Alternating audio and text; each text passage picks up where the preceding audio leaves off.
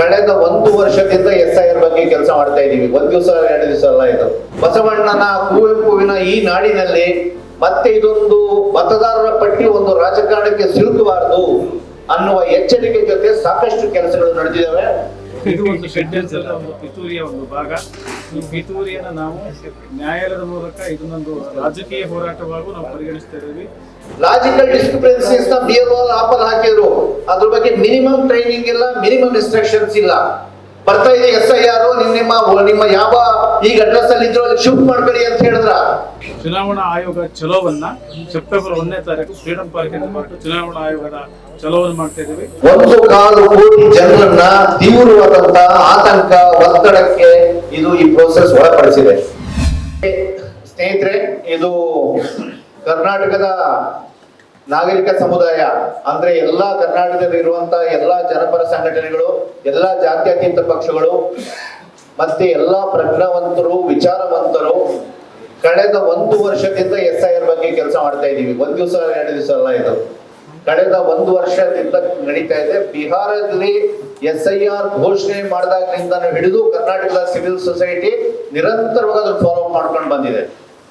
ಅದರಲ್ಲಿ ಇರುವಂತಹ ಅನ್ಡೆಮೊಕ್ರೆಟಿಕ್ ಕಂಟೆಂಟ್ ಏನಿದೆ, ಅಸಂವಿಧಾನಿಕವಾಗಿರುವಂತಹ ಅಪ್ರಜಾತಾಂತ್ರಿಕವಾದಂತಹ ಒಳಾಂಶಗಳೇನಿದೆ, ಅದ್ರ ಬಗ್ಗೆ ಅವತ್ತಿಂದಲೂ ಪ್ರಶ್ನೆ ಮಾಡ್ತಾ ಬರ್ತಾ ಇದೆ. ಎಸ್ಪೆಷಲಿ ಬಿಹಾರ್, ಬೆಂಗಾಲಲ್ಲಿ ನಡೆದಂತಹ ಏನು ಬಹಳ ದುಷ್ಟ ನಡೆಗಳೇನು ನಡೆದವು, ಅದಾದ ಮೇಲಂತೂ ಬಹಳ ಎಚ್ಚರಿಕೆಯ ಗಂಟೆಗಳನ್ನ ಕರ್ನಾಟಕದಲ್ಲಿ ಬಾರಿಸ್ತಾ ಬರ್ತಾ ಇದೆ. ಕರ್ನಾಟಕನು ಬಿಹಾರ, ಬಂಗಾಳದ ರೀತಿಯಲ್ಲಿ ಆಗಬಾರ್ದು. ಕರ್ನಾಟಕದಲ್ಲಿ ಒಬ್ರು ಮತದಾರರು ಬಿಟ್ಟು ಹೋಗಬಾರ್ದು. ಬಸವಣ್ಣನ ಕುವೆಂಪುವಿನ ಈ ನಾಡಿನಲ್ಲಿ ಮತ್ತೆ ಇದೊಂದು ಮತದಾರರ ಪಟ್ಟಿ ಒಂದು ರಾಜಕಾರಣಕ್ಕೆ ಸಿಲುಕಬಾರದು ಅನ್ನುವ ಎಚ್ಚರಿಕೆ ಜೊತೆ ಸಾಕಷ್ಟು ಕೆಲಸಗಳು ನಡೆದಿದ್ದಾವೆ. ಹಂಗಾಗಿ ಇದನ್ನ ಬಹಳ ಆಳವಾಗಿ ಅಧ್ಯಯನ ಮಾಡಿದ್ದೀವಿ. ಇಡೀ ಪ್ರಕ್ರಿಯೆಯನ್ನ, ಈ ಪ್ರಕ್ರಿಯೆ ಒಳಗಡೆನೆ ಅಡಕವಾಗಿರುವಂತಹ ಸಮಸ್ಯೆಗಳನ್ನ. ಸೊ ನಿನ್ನೆ ಅದು ಕೊನೆಗೆ ಏನು ಕರಡು ಪಟ್ಟಿ ಬಿಡುಗಡೆ ಆಯ್ತು, ಅದರಲ್ಲಿ ಸ್ಪಷ್ಟವಾಗಿ ನಿಚ್ಚಳವಾಗಿ ಈ ಪ್ರಕ್ರಿಯೆ ನಮ್ಮನ್ನ ಒಪ್ಪಕ್ ಸಾಧ್ಯ ಇಲ್ಲ, ನಾಗರಿಕ ಸಮಾಜ ಒಪ್ಪಬಾರದು ಈ ಪ್ರಕ್ರಿಯೆನ ಅನ್ನೋದು ಸಾಬೀತುಪಡಿಸಿದೆ. ಹಂಗಾಗಿ ನಮ್ಮ ಪ್ರಕಾರ election commission committed serious crime, ಅಪರಾಧ, ಡಿಲೀಟ್ ಅಲ್ಲ, ಲಕ್ಷಗಳಿಗೆ ಸಂಖ್ಯೆಗಳಿಗೆ ಲೆಕ್ಕ ಇಲ್ದಂಗೆ ಮಾಡಕ್ ಬಿಟ್ಟಿದ್ದಾರೆ. 1,08,00,000 ನಂಬರೇ ಇಲ್ಲ, ಅದಕ್ಕೆ ಲೆಕ್ಕನೇ ಇಲ್ಲ. 43 ಲಕ್ಷ ಏನಿವೇನು, ಕುರಿನ, ಕೋಳಿನ, ನಂಬರ್ರ, ಏನಿದು? ಮನುಷ್ಯರು, ಮತದಾರರು ಹೆಂಗ್ ಮಾಡಕ್ ಸಾಧ್ಯ? ಇದನ್ನ ಒಂದು ದೊಡ್ಡ ಕ್ರೈಮ್ ನ ಕಮಿಟ್ ಮಾಡಿದೆ. 1,08,00,000 ಏನಿದೆ, ಅದರಲ್ಲಿ ನಮ್ಮ ಪ್ರಕಾರ ಕನಿಷ್ಠ ಪಕ್ಷ 60 ಲಕ್ಷ ಮತದಾರಿದ್ದಾರೆ. ಆ ಲೆಕ್ಕಾಚಾರ ಏನು ಅನ್ನೋದು ಇದ್ರಲ್ಲಿ ನಾವು ಕೊಟ್ಟಿದ್ದೀವಿ. ಇದಲ್ಲದೆ 43 ಲಕ್ಷ ಜನರಿಗೆ ವಾರೆಂಟ್ ಇಶ್ಯೂ ಮಾಡಿದೆ. ನೋಟಿಸ್ ಅಲ್ಲ, ಇಟ್ ಈಸ್ ಅನ್ ವಾರೆಂಟ್. ಹಂಗಾಗಿನೇ ಅವ್ರದ್ದು ಯಾರ ಹೆಸರುಗಳನ್ನ ಡಿಸ್ಕ್ಲೋಸ್ ಮಾಡ್ತಾ ಇಲ್ಲ. ಅವ್ರ ಮೇಲೆ ಅನುಮಾನಾಸ್ಪದ ಮತದಾರರು ಅಂತ ಘೋಷಣೆ ಮಾಡಿದ್ದಾರೆ. ದೇ ಆರ್ ಡೌಟ್ಫುಲ್ ವೋಟರ್ಸ್, 43 ಲಕ್ಷನ. Why they are doubtful? ಅವ್ರ ಬಗ್ಗೆ ನಮಗೂ ಯಾರಿಗೂ ಮೀಡಿಯಾಗಾಗ್ಲಿ ನಮ್ಗಾಗ್ಲಿ ಯಾವ ಮಾಹಿತಿನೂ ಕೊಡಲ್ಲ. ಅವ್ರಿಗೆ ಡೈರೆಕ್ಟ್ ನೋಟಿಸ್ ಕಳಿಸಿ ಹಿಯರಿಂಗ್ ಮಾಡ್ತಾ ಇದ್ದಾರೆ. ಅಲ್ಲಿಂದಲೂ ಡಿಲೀಟ್ ಆದ್ರೆ ಅವ್ರು ಎಲ್ಲಿಗೆ ಹೋಗ್ಬೇಕು? ದೊಡ್ಡ ಪ್ರಶ್ನೆ ಇದೆ. ಹೊಸ ರಿಕ್ರೂಟ್ಮೆಂಟ್ ಫಾರ್ಮ್ ನಂಬರ್ 6 ಕೊಟ್ಟು ಯಂಗ್ಸ್ಟರ್ಸ್ ಮಾಡ್ಕೊಂಡಿಲ್ಲ. ಫಾರ್ಮ್ ನಂಬರ್ 6 ಕೊಟ್ಟು ಬರುವಷ್ಟು ಮೊದಲಷ್ಟು ಸುಲಭ ಅಲ್ಲ. You have to prove the citizenship. Citizenship prove ಮಾಡಲಿಕ್ಕೆ ಅವ್ರು ಕೇಳಿದಂತ ಡಾಕ್ಯುಮೆಂಟ್ಸ್ ಎಲ್ಲ ಕೂಡ ಕೊಡಬೇಕು. ಹೆಚ್ಚು ಕಡಿಮೆ ಕರ್ನಾಟಕದ 1.25 ಕೋಟಿ ಜನರನ್ನ ತೀವ್ರವಾದಂತಹ ಆತಂಕ, ಒತ್ತಡಕ್ಕೆ ಇದು ಈ ಪ್ರೋಸೆಸ್ ಒಳಪಡಿಸಿದೆ. ಹಂಗಾಗಿನೇ ಈ ಒಂದು ಅಪರಾಧ ಏನ್ ಮಾಡಿದೆ, ಇದನ್ನ ಮಾಡ್ಲಿಕ್ಕೆ ಕಾರಣ ಯಾರು? ನಾವಿದಕ್ಕೆ ಇಲ್ಲಿ ನಮ್ಮ ಮುಖ್ಯ ಎಲೆಕ್ಷನ್ ಕಮಿಷನರ್ ಆದ ಅನ್ಬುಕುಮಾರ್ ಅವರು ಅಥವಾ ನಮ್ಮ DC ತಹಶೀಲ್ದಾರ್ಗಳು ಅಥವಾ ನಮ್ಮ BLOಗಳು ಅಂತ ನಾವು ಹೇಳ್ತಾ ಇಲ್ಲ. ಅವ್ರಿಗೆಲ್ಲ ಇದೆ, ಅವ್ರ ಮುಖ್ಯಲ್ಲ. ಸೆಂಟ್ರಲ್ ಎಲೆಕ್ಷನ್ ಕಮಿಷನ್ ಏನ್ ಈ ಪ್ರೋಸೆಸ್ ನ ಅಳವಡಿಸ್ತಾ ಇದೆ, ಯಾವ ರೀತಿಯಲ್ಲಿ ಇದನ್ನು ಜಾರಿ ಮಾಡ್ತಾ ಇದೆ, ಮತ್ತೆ ಆ ಎಲೆಕ್ಷನ್ ಕಮಿಷನ್ ಅಂತ ಸುಪೀರಿಯರ್ ಪವರ್ ನ ಕೊಟ್ಟು ಯಾರು ಪವರ್ ಕುದುರಿಸಿದ್ದಾರೆ central government, they are the real culprits. ನಾವು ಅವರ ವಿರುದ್ಧವಾಗಿ ಆರೋಪ ಪಟ್ಟಿನ ಇವತ್ತು ನಾವು ಸಲ್ಲಿಸ್ತಾ ಇದ್ದೀವಿ. ಇದರಲ್ಲಿ ನಾಗರಿಕ ಸಮಾಜ ಮಾಡಿರುವಂತಹ ಸಾಕಷ್ಟು ಪ್ರಯತ್ನ ಇದೆ, ನೋಟಲ್ಲಿ ಇದೆ, ನಾನು ವಿವರಿಸಕ್ ಹೋಗೋದಿಲ್ಲ. ಎಷ್ಟು ರೀತಿಯಲ್ಲಿ ರಾಜಕೀಯ ಪಕ್ಷಗಳನ್ನ ಒಪ್ಸಕ್ಕಿರ್ಬೋದು, ರಾಜ್ಯ ಸರ್ಕಾರ ಕೆಲಸ ಮಾಡೋಕ್ಕೆ ಅವ್ರ ಮೇಲೆ ಒತ್ತಡ ಹಾಕೋದ್ರಿಂದ ಇರ್ಬೋದು, ಎಲೆಕ್ಷನ್ ಕಮಿಷನ್ ಗಮನಕ್ಕೆ ತರೋದಿರ್ಬೋದು, ಜನರಲ್ಲಿ ಜಾಗೃತಿ ಮೂಡಿಸಕ್ಕೆ ಇರ್ಬೋದು, BLOsಗೆ ಹೆಲ್ಪ್ ಮಾಡಕ್ಕೆ ಇರ್ಬೋದು, ಪ್ರತಿಯೊಂದು ವಿಚಾರದಲ್ಲೂ ಕೂಡ ಸಿವಿಲ್ ಸೊಸೈಟಿ ಬಹಳ ಆಕ್ಟಿವ್ ಆಗಿ ಕೆಲಸ ಮಾಡಿದೆ, ಕನ್ಸ್ಟ್ರಕ್ಟಿವ್ ಆಗಿ ಕೆಲಸ ಮಾಡಿದೆ. ಅದರ ಹೊರತಾಗಿಯೂ ಕೂಡ ಇಷ್ಟು ಪ್ಯಾಥೆಟಿಕ್ ಆಗಿರುವಂತಹ ಔಟ್ಕಮ್ ನಿನ್ನೆ ಹೊರಗೆ ಬಂದಿದೆ. ಸೊ ಇದರ ಅರ್ಥ ಏನು? Where lies the problem? Civil society ಮಾಡಿರುವಂತಹ ಪ್ರಯತ್ನದಲ್ಲಿ ಕೊರತೆ, ಅದು ನಮ್ಮ ಜವಾಬ್ದಾರಿ ಅಲ್ಲ, ನಾವು ಅಡಿಷನಲ್ ತಗೊಂಡು ಮಾಡಿರೋದು, ಅಥವಾ ಇಂಪ್ಲಿಮೆಂಟೇಷನ್ ಅಲ್ಲಿ ತಪ್ಪಾಯ್ತಾ, ಅಥವಾ ಈ ಪ್ರೋಸೆಸ್ ಒಳಗೆ ಪ್ರಾಬ್ಲಮ್ ಇದೆ. Where lies the problem? ಇದರೊಳಗೆ ಪ್ರಕ್ರಿಯೆಯಲ್ಲಿ ಒಂದು ಸರಣಿ ಲೋಪಗಳಿವೆ. ಇದರೊಳಗೆ ಪ್ರೋಸೆಸ್ ನ ಫಸ್ಟ್ ಆಫ್ ಆಲ್ ಯಾವಾಗ SIR ಶುರು ಮಾಡ್ತಾರೆ ಕರ್ನಾಟಕದಲ್ಲಿ ಅಂತ ಯಾವ ಡೇಟ್ ಫಿಕ್ಸ್ ಆಗಿರ್ಲಿಲ್ಲ. 16ನೇ ತಾರೀಕು ನಿಮ್ಗೆಲ್ಲ ಜ್ಞಾಪ ಇಟ್ಕೋಬೇಕು. ಜೂನ್ 16ನೇ ತಾರೀಕು ಅನೌನ್ಸ್ ಮಾಡಿದ್ರು, ಜೂನ್ 30ನೇ ತಾರೀಕಿಗೆ ಚಾಲು ಮಾಡ್ಬಿಟ್ರು. 15 ಡೇಸ್ ನೋಟಿಸ್ ಅಷ್ಟೇ. ಜನರಿಗೆ ಯಾವ ನಾಲೆಡ್ಜ್ ಕೊಡ್ಲಿಲ್ಲ, ಯಾವ ಪ್ರಕಟಣೆ ಕೊಟ್ಟಿಲ್ಲ, ಜನರಿಗೆ ಅವೇರ್ನೆಸ್ ಮೂಡಿಲ್ಲ. ಇಷ್ಟು ಕಾಂಪ್ಲೆಕ್ಸ್ ಪ್ರೋಸೆಸ್, ಜನರನ್ನು ಎಜುಕೇಟ್ ಮಾಡ್ಬೇಕಲ್ಲ, ಜನರಿಗೆ ಕಣ್ಣಿಗೆ ಬಟ್ಟೆ ಕಟ್ಟಿ ಈ ಪ್ರೋಸೆಸ್ ಅಲ್ಲಿ ಕರ್ಕೊಂಡು ಹೋಗಿದ್ದಾರೆ. ದೇ ಹ್ಯಾವ್ ನಾಟ್ ಇದು ಹೋಗಿ ಕನಿಷ್ಠ ಪಕ್ಷ BLOs ಸೆಲೆಕ್ಷನ್ ಕೊನೆ ಮೂಮೆಂಟ್ ತನಕನೂ ಗೊಂದಲ, ಯಾರು BLOs ಆಗ್ತಾರೆ ಗೊತ್ತಿಲ್ಲ. Last moment training, half day training, ಯಾವುದೇ ಡೀಟೇಲ್ ಟ್ರೈನಿಂಗ್ ಇಲ್ಲ. BLOs ಗ್ರೌಂಡಿಗೆ ಹೋದಾಗ ಅವ್ರಿಗೆ ಏನ್ ಮಾಡ್ಬೇಕು ಅಂತ ಗೊತ್ತಿಲ್ಲ, ಎಲ್ಲ ಕಕ್ಕಲಿಕ್ಕೆ ಪರಿಸ್ಥಿತಿ. ಸುಮಾರು ರಾಂಗ್ ಎಂಟ್ರೀಸ್ ಇವೆಲ್ಲ ಕೂಡ. BLOs ತಪ್ಪಲ್ಲ, ಇವು ಲಾಸ್ಟ್ ಮೂಮೆಂಟ್ ಅಲ್ಲಿ ಪುಷ್ ಮಾಡಿರುವಂತಹ ಪ್ರೋಸೆಸ್. ಲಾಜಿಕಲ್ ಡಿಸ್ಕ್ರಿಪೆನ್ಸೀಸ್ ನ BLO ಆಪಲ್ ಹಾಕಿದ್ರು, ಅದ್ರ ಬಗ್ಗೆ ಮಿನಿಮಮ್ ಟ್ರೈನಿಂಗ್ ಇಲ್ಲ, ಮಿನಿಮಮ್ ಇನ್ಸ್ಟ್ರಕ್ಷನ್ಸ್ ಇಲ್ಲ. ಕೊನೆಗೆ ಇಡೀ ಗಂದರಗೋಳದಿಂದ ಆಯ್ತು, ಸಿವಿಲ್ ಸೊಸೈಟಿಯ ಬಹಳ ಒತ್ತಡದಿಂದಾಗಿ 2 ಸರಿ ಪೋಸ್ಟ್ಪೋನ್ ಮಾಡಲಾಯ್ತು. ಇದನ್ನ ಮತ್ತೆ ACDO ಪಟ್ಟಿನ ಪ್ರಕಟ ಮಾಡಿದ್ರು. ಮತ್ತೆ ಈ ಲಾಜಿಕಲ್ ಡಿಸ್ಕ್ರಿಪೆನ್ಸಿ ಮತ್ತು ಅನ್ಮ್ಯಾಪಿಂಗ್ ನಲ್ಲಿ ಇದ್ದಂತವ್ರನ್ನ BLOs ಹೇಳಿ ಲಾಸ್ಟ್ ಮೂಮೆಂಟ್ ಅಲ್ಲಿ ಲಿಮಿಟ್ ಮಾಡಿಸಿರ್ಲಿಲ್ಲ ಅಂದ್ರೆ ಇದನ್ನು 1.5 ಕೋಟಿ ಲಾಜಿಕಲ್ ಡಿಸ್ಕ್ರಿಪೆನ್ಸಿ ಬಂದಿರ್ತಿತ್ತು. ಎಲ್ಲರಿಗೂ ಗೊತ್ತು, ಅವ್ರಿಗೆ ಎಲೆಕ್ಷನ್ ಆಫೀಸರ್ಗೆ ಗೊತ್ತಿಲ್ಲ. ಅದನ್ನ ಮಾಡಿದ್ರೆ ದೊಡ್ಡ ರಂಪಾಟ ಆಗುತ್ತೆ ಕರ್ನಾಟಕದಲ್ಲಿ ಅಂತ ಲಾಸ್ಟ್ ಮೂಮೆಂಟ್ ಅಲ್ಲಿ ಡಿಲೀಟ್ ಮಾಡಿಸಿದ್ದಾರೆ. ಅದನ್ನೆಲ್ಲ ಕೂಡ ಮಾಡಿಸಿ ಕೊನೆಗೆ ಒಂದು 20 ಲಕ್ಷಕ್ಕೆ ಇಳಿಸಿ ಒಂದು ನಮ್ಗೇನು ಹೊರಗಡೆ ಒಂದು ಎಲ್ಲರೂ ಅಪ್ರೂವ್ ಮಾಡುವಂತ ಒಂದು ಪಟ್ಟಿನ ಪಬ್ಲಿಷ್ ಮಾಡಿದ್ದಾರೆ. ಇದಕ್ಕೆ ಯಾವುದೇ ನೀತಿಯ ನಿಯಮಗಳು ಇಲ್ಲ. ಇದನ್ನೆಲ್ಲ ಕೂಡ ಈ ರೀತಿಯಲ್ಲಿ ಇಡೀ ಪ್ರಕ್ರಿಯೆ ಅನ್ನುವಂಥದ್ದು ಒಂದು ವ್ಯವಸ್ಥಿತವಾಗಿ, ಒಂದು ಸೈಂಟಿಫಿಕ್ ಆಗಿ ಜನರಿಗೆ ಜಾಗೃತಿ ಮೂಡಿಸಿ BLOsಗೆ ಒಳ್ಳೆ ಟ್ರೈನಿಂಗ್ ಕೊಟ್ಟು ಮಾಡಿದ ಪ್ರೋಸೆಸ್ ಅಲ್ಲ. ಇದು ಹಡಾಹುಡಿಯಲ್ಲಿ ನಡೆದಂತ ಪ್ರೋಸೆಸ್. ಈ ಪ್ರೋಸೆಸ್ ನ ನಾವು ಒಪ್ಪಕ್ಕಾಗಲ್ಲ. ಎರಡನೇದು, ಈ ಪ್ರೋಸೆಸ್ ಅಲ್ಲಿ ಫಂಡಮೆಂಟಲಿ 4 ಮಿಸ್ಟೇಕ್ಸ್ ಇದೆ. ಮಿಸ್ಟೇಕ್ ನಂಬರ್ 1, ಇದು ಎಕ್ಸ್ಕ್ಲೂಷನ್ ಮಾಡುವಂತ ಪ್ರೋಸೆಸ್, ನಾಟ್ ಇನ್ಕ್ಲೂಷನ್ ಮಾಡುವಂತ ಪ್ರೋಸೆಸ್ ಅಲ್ಲ, ಕಾಂಪ್ರಹೆನ್ಸಿವ್ ಪ್ರೋಸೆಸ್ ಅಲ್ಲ. ಮೊದಲು ಇಂಟೆನ್ಸಿವ್ ರಿವಿಷನ್ ನಡೆದಾಗ 3 ಪ್ರೋಸೆಸ್ ಜೊತೆಗೆ ನಡೀತಾ ಇತ್ತು. ಯಾರಾದ್ರೂ ಹೊಸಬರು ಇದ್ರೆ ಅವ್ರನ್ನ ಸೇರ್ಪಡೆ ಮಾಡ್ಕೊಳ್ಳುವಂಥದ್ದು, ತಿದ್ದುಪಡಿ ಇದ್ರೆ ತಿದ್ದುಪಡಿ ಮಾಡೋಂಥದ್ದು, ಡಿಲೀಷನ್ಸ್ ಇದ್ರೆ ಡೆತ್ ಅಂತ ಡೂಪ್ಲಿಕೇಟ್ಸ್ ಇದ್ರೆ ಡಿಲೀಟ್ ಮಾಡೋಂಥದ್ದು. ಸೇರ್ಪಡೆ, ತಿದ್ದುಪಡಿ, ಡಿಲೀಷನ್ 3 ಕೂಡ ಒಟ್ಟಿಗೆ ನಡೀತಾ ಇತ್ತು. ಒಂದು ಬೂತ್ ಅಲ್ಲಿ ಪರಿಷ್ಕರಣೆ ಶುರು ಆದ್ರೆ ಅಲ್ಲಿರುವಂತ ಎಲ್ಲಾ ಮನೆಗಳನ್ನು ಕವರ್ ಮಾಡ್ತಿದ್ರು. ಎಷ್ಟು ಜನ ರಿಸೈಡ್ ಆಗಿದಾರೋ ಎಲ್ಲರದ್ದು ಅಂಕಿಅಂಶ ತಗೊಂಡು ಮಾಡ್ತಿದ್ರು. ಇದು ಹಂಗ ಮಾಡಿಲ್ಲ. ಇದು ಓನ್ಲಿ ಆ 2025 ಪಟ್ಟಿಯಲ್ಲಿ ಆ ಬೂತಿಗೆ ಸಂಬಂಧಪಟ್ಟ ಯಾರಿದ್ರು ಅವ್ರು ಮಾತ್ರನೇ ಚೆಕ್ ಮಾಡಿರುವಂತದ್ದು. ಹೊಸಬ್ರನ್ನ ತಗೊಳ್ಬೇಕಾಗಿತ್ತು, ತಗೊಂಡಿಲ್ಲ. ಇಡೀ ಪ್ರೋಸೆಸ್ ಒಳಗೆ ಬೇರೆ ರೀತಿಯಿಂದ ಬಂದು ಶಿಫ್ಟ್ ಆಗಿದ್ದಾರೆ. ಅವ್ರು ಎಲ್ಲಿಂದ ಬಂದಿರ ಅಂತ ಕೇಳಿ ಫಾರಂ ನಂಬರ್ 8 ಕೊಟ್ಟು ಅವ್ರನ್ನ ಶಿಫ್ಟ್ ಮಾಡ್ಕೋಬೇಕಾಗಿತ್ತು, ಅವ್ರನ್ನ ಶಿಫ್ಟ್ ಮಾಡಿಲ್ಲ. ಫಾರಂ ನಂಬರ್ 6 ಮತ್ತು 8 ನ ಇಡೀ ಪ್ರೋಸೆಸ್ ಅಲ್ಲಿ ಯೂಸ್ ಮಾಡಿಲ್ಲ.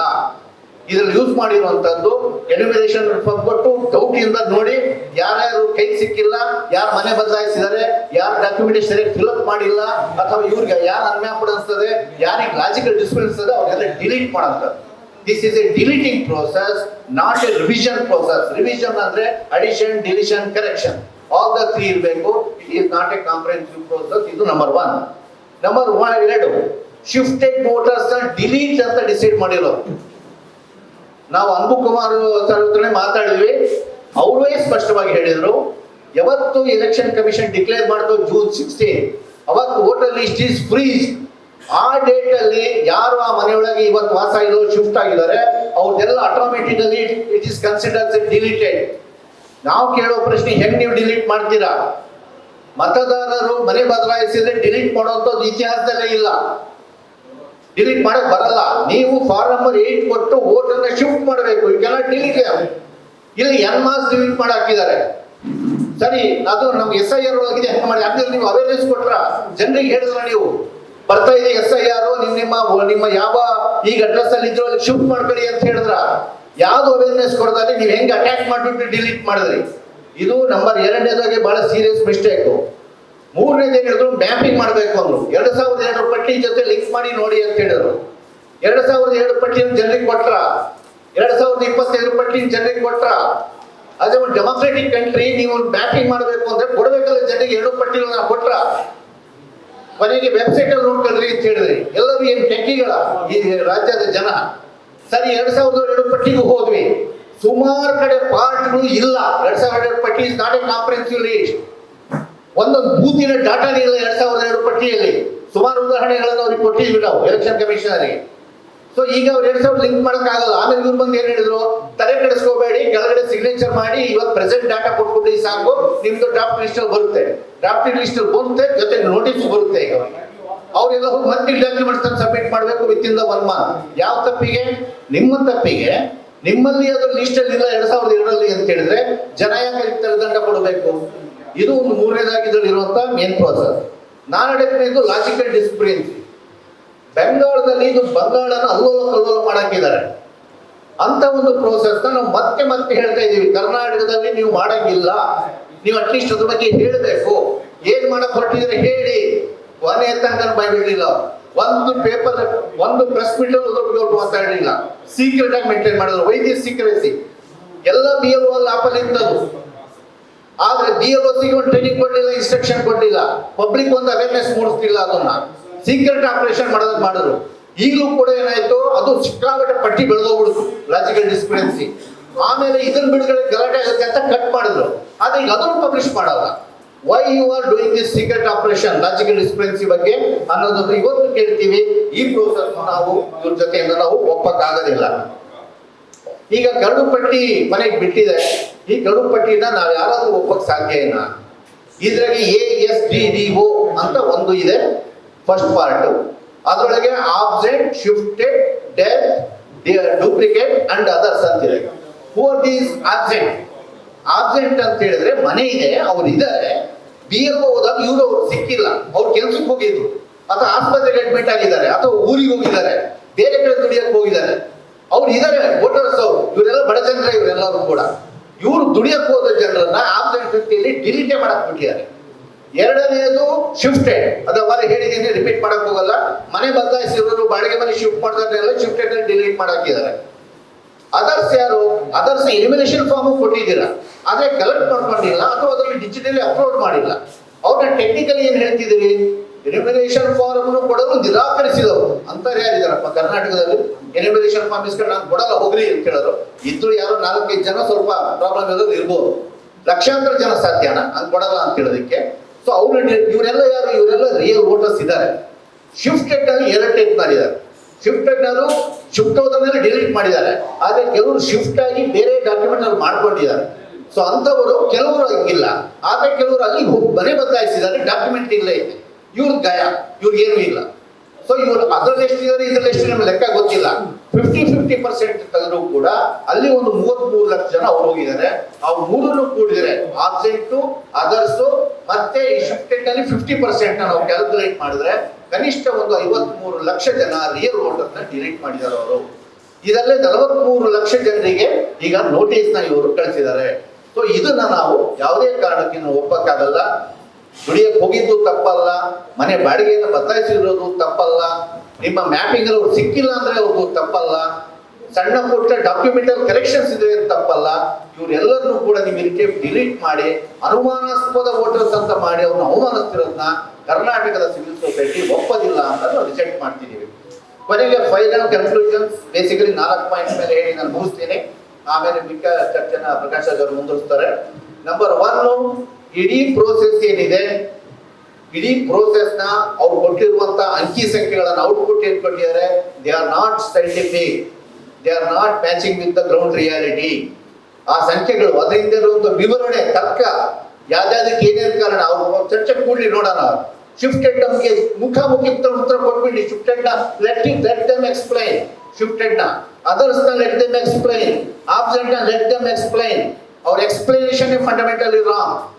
ಸೊ ಇದನ್ನ ನಾವು ಒಪ್ಪಲ್ಲ. ಸೊ ಇಡೀ ಪ್ರೋಸೆಸ್ ಅದರ ಔಟ್ಕಮ್ ಡ್ರಾಫ್ಟ್ ಲಿಸ್ಟ್ ನಿನ್ನೆ ಏನ್ ಮಾಡಿದ್ದಾರೆ ಅದನ್ನ Karnataka total civil society rejecting that ಅನ್ನು ಒಪ್ಪಲ್ಲ. ಎರಡನೇದು ಇದಿಷ್ಟು ಜನ ಟ್ರೋಮಾಗೊಳಪಡಿಸಿದ್ದಾರೆ. ಇಲ್ಲಿ ಮಾತ್ರ ಅಲ್ಲ, ಇಡೀ ದೇಶಾದ್ಯಂತ ಈಗಾಗಲೇ 6 ಕೋಟಿ ಜನ ಡಿಲೀಟ್ ಆಗಿದ್ದಾರೆ, ಇನ್ನು 12 ಕೋಟಿ ರೈಸ್ ಆಗ್ಬೋದು. ಸೊ ಈ ಒಂದು ಇಡೀ ದೇಶಕ್ಕಿಂತ ರಾಂಗ್ ಮಾಡೆಲ್ ನ ಇಂಟ್ರೊಡ್ಯೂಸ್ ಮಾಡಿ ಇಡೀ ವೋಟರ್ ಲಿಸ್ಟ್ ಕ್ಲೀನ್ ಅಪ್ ಮಾಡಬೇಕು ಅಂತ ಹೇಳಿದ್ರೆ ಅದನ್ನೆಲ್ಲ ಡೆಸ್ಟಾರ್ಟ್ ಮಾಡಾಕ್ತಿದ್ದಾರೆ ಅದನ್ನೆಲ್ಲ ಕೂಡ. ಸೊ ಇದನ್ನ ಈ ಕ್ರೈಮ್ ಮಾಡಿರೋರು ಯಾವುದು? ಇದನ್ನು ಸೆಂಟ್ರಲ್ ಎಲೆಕ್ಷನ್ ಕಮಿಷನ್, ಅದು ಮುಖ್ಯವಾಗಿ ಜ್ಞಾನೇಶ್ ಕುಮಾರ್ ಅವರು. ಸೊ ಹಂಗಾಗಿ ಇವರು ಈ ಹೊರೆ ನೈತಿಕ ಜವಾಬ್ದಾರಿನ ಹೊತ್ಕೊಂಡು ಅವರು ರಾಜೀನಾಮೆ ಕೊಡಬೇಕು ಅಂತೇಳಿ ನಾವು ಒತ್ತಾಯ ಮಾಡ್ತಾ ಇದೀವಿ. ಎರಡನೇದು. ನಂಬರ್ 3, ಇವ್ರು ಇಷ್ಟೆಲ್ಲ ಮಾಡುವಂತ ಪವರ್ಸ್ ತಂದುಕೊಟ್ಟವ್ರು ಯಾರು? ಇವ್ರನ್ನ ಆಯ್ಕೆ ಮಾಡಿದವ್ರು ಯಾರು? ಇವ್ರನ್ನ ಆಯ್ಕೆ ಮಾಡಿರೋದೇ ರಾಂಗ್. 2 ರೂಲಿಂಗ್ ಪಾರ್ಟಿ ಮೆಂಬರ್ಸ್, ಒಬ್ರು ಅಪೋಸಿಷನ್ ಪಾರ್ಟಿ ಸೇರಿ ಆಯ್ಕೆ ಮಾಡಿದ್ದಾರೆ. ಇದನ್ನ ನಾವೆಂದೂ ಒಪ್ಪಕ್ಕೆ ಸಾಧ್ಯ ಇಲ್ಲ. ರೂಲಿಂಗ್ ಒಂದು, ಅಪೋಸಿಷನ್ ಒಂದು, ಕೋರ್ಟ್ ಕಡೆಯಿಂದ ಚೀಫ್ ಜಸ್ಟಿಸ್ ಕಡೆಯಿಂದ ಒಬ್ರು, 3 ಜನ ಇದ್ರೆ ಇದ್ದಿದ್ರಲ್ಲಿ ಬ್ಯಾಲೆನ್ಸ್ ಅದು ಸೆಲೆಕ್ಷನ್ ಕಮಿಟಿ. ಈ ಇಂಬ್ಯಾಲೆನ್ಸ್ ಕಮಿಟಿ ಇದನ್ನ ನಾವು ಒಪ್ಪಲಾದ ತಿರಸ್ಕಾರ ಮಾಡ್ತಿದೀವಿ. 4ನೇದು ನಾವು ಹೇಳ್ತದ್ದು ಕೊನೆಯದಾಗಿ, ಈ ಪ್ರೋಸೆಸ್ ಕಂಟಿನ್ಯೂ ಮಾಡಬೇಡಿ, ಸ್ಟಾಪ್ ಇಟ್ ಫಸ್ಟ್. ಇದನ್ನ ರಿವ್ಯೂ ಇಟ್ ಪ್ರಾಪರ್ಲಿ. ಮತ್ತೆ ಕಾಂಪ್ರಿಹೆನ್ಸಿವ್ ಇನ್ನೊಂದ್ಸರಿ ಹೋಗಿ ಮನೆಗೆ ಫಾರಂ 6, 7, 8 3 ತಗೊಂಡೋಗಿ ಎಲ್ಲ ಜನರಿಗೆ ಎಲ್ಲದನ್ನೂ ಕೇಳಿ. ಯಾರು ಹೊಸ ಗಾರ್ಡನ್ ಕೇಳಿ, ಕರೆಕ್ಷನ್ಸ್ ಕೇಳಿ, ಡಿಲಿಷನ್ಸ್ ಕೇಳಿ, ಕ್ರಾಸ್ ಚೆಕ್ ಮಾಡಿ ಆಮೇಲೆ ಡ್ರಾಫ್ಟ್ ಲಿಸ್ಟ್ ಮಾಡಬೇಕು. ಈ ಹೇಸ್ಟಿಯಾಗಿ ಮಾಡಿರುವಂತಹ ಲಿಸ್ಟ್ ನಾವು ಒಪ್ಪೋದಿಲ್ಲ ಅಂತ ಹೇಳಿ ನೀವು ಈ ಪಾಯಿಂಟ್ ನ ನಾವು ಇಲ್ಲಿ ರಿಜೆಕ್ಟ್ ಮಾಡ್ತಾ ಇದ್ದೀವಿ. Thank you.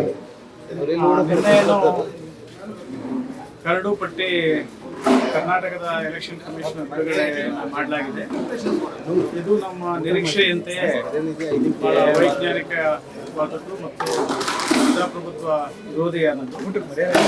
ಅಷ್ಟು ಮಾತ್ರವಲ್ಲ, ನಮ್ಮ ಬಡವರನ್ನ, ಆದಿವಾಸಿಗಳನ್ನ ಕೇಂದ್ರ ಚುನಾವಣಾ ಆಯೋಗ ಮತ್ತು ಬಿಜೆಪಿ ಸರ್ಕಾರದ ಒಂದು ತಂತ್ರಗಾರಿಕೆ ಏನಿದೆ ಅದರಲ್ಲಿ ನಿಚ್ಚಳವಾಗಿ ಕಂಡು ಬರ್ತಾ ಇದೆ. ಇದ್ರ ಮುಖಾಂತರ ಎಲ್ಲ ಜನರು ಕೂಡ ತಾವು ದಾಖಲೆಗಳ ಜೊತೆಗೆ ಸರದಿ ಸಾಲಲ್ಲಿ ನಿಲ್ಲುವ ಮತ್ತು ತಾವು ಮತದಾರ ಪಟ್ಟಿಯಿಂದ ದೊಡ್ಡ ಸಂಖ್ಯೆಯಲ್ಲಿ ಹೊರಗುಳಿಯುವಂಥ ಆತಂಕ ಏಜ್ಗಳು ಇರ್ಬೋದು, ಲಾಜಿಕಲ್ ಡಿಸ್ಕ್ರಿಪನ್ಸಿ ಇರ್ಬೋದು, ಆನಂತರ ಅನ್ಮ್ಯಾಪಿಂಗ್ ಇರ್ಬೋದು.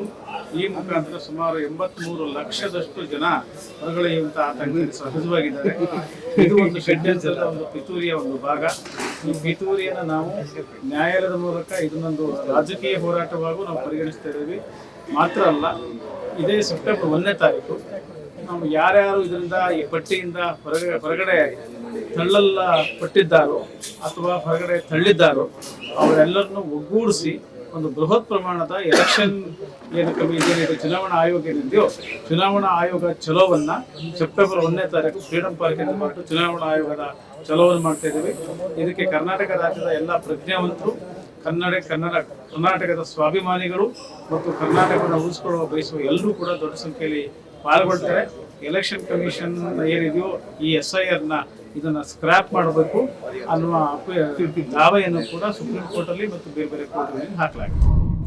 ಮತ್ತಷ್ಟು ವಿಶೇಷ ವಿಡಿಯೋಗಳನ್ನು ನೋಡಲು ಮತ್ತು ಹೊಸ ವಿಡಿಯೋಗಳ ಬಗ್ಗೆ ತಿಳಿಯಲು EDina.com ಯೂಟ್ಯೂಬ್ ಚಾನೆಲ್ ಸಬ್ಸ್ಕ್ರೈಬ್ ಮಾಡಿ ಮತ್ತು ಬೆಲ್ ಐಕಾನ್ ಕ್ಲಿಕ್ ಮಾಡಿ.